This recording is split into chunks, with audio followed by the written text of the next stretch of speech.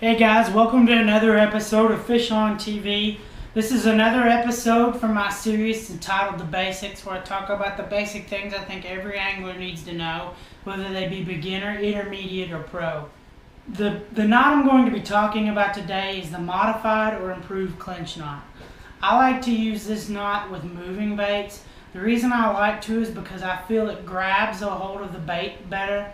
And it's just a confidence thing. I feel like I don't get as many tangles around my line with a moving bait when I tie the clinch knot. So, let's get to it. For this knot, I'm going to be using the same setup that I did in the last video. I've got my catfish hook here, as well as my string.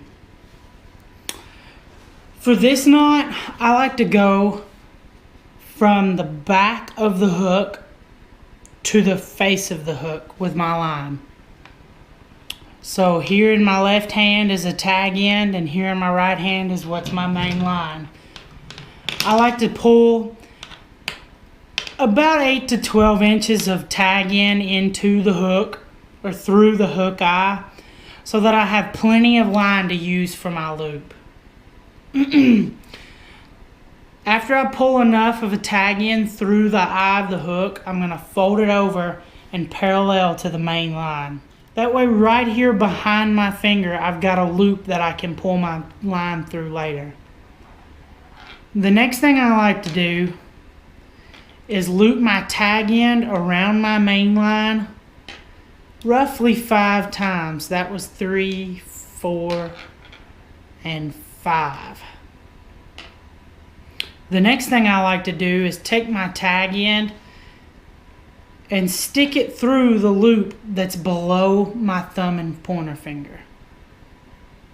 Once I've stuck my tag end through that, I've created a loop here above my original loop and below where my wraps end. I'm going to take my tag end and I'm going to pull it through that loop as well. The next thing I'm going to do is I'm going to pull gently on just my main line, pull away from my hook with my main line until my knot just about meets the hook and the very end comes over the eye. I'm going to wet my line so that I don't have any issues with the line cinching down improperly or the line melting to itself and causing an issue later on. And then I'm going to take just my main line and I'm going to gently pull until it meets the eye firmly. Then I'm going to grab and I'm going to tug and make it pull real nice and make it pull real nice and tight. And then I'm going to take whatever I have to cut my tag end off, and I'm going to cut off enough of my tag end that I leave just a little bit hanging out, but not too much.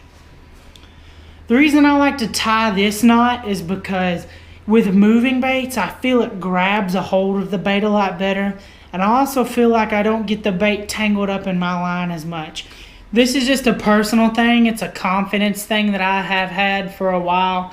I used to have a lot of issues tying a Palomar knot with a spinnerbait, and so I started tying a clinch knot, and I quit having the same problems I was having. So really it is just a confidence thing. Leave a comment below of what knot you like to use with your moving baits. Again, guys, thanks for watching another episode of Fish on TV. I hope you enjoyed this episode, and I hope you learned something about the modified or improved clinch knot. Again, hit the subscribe button down below as well as the thumbs up button. Tell all your friends about my channel. Tell them to come subscribe. Tell them if they've got any questions to leave a comment below. I like to answer my subscribers' questions in any way that I possibly can, whether it be through a video or a comment back, whatever it might be. So until next time, this is Jordan from Fish on TV, out.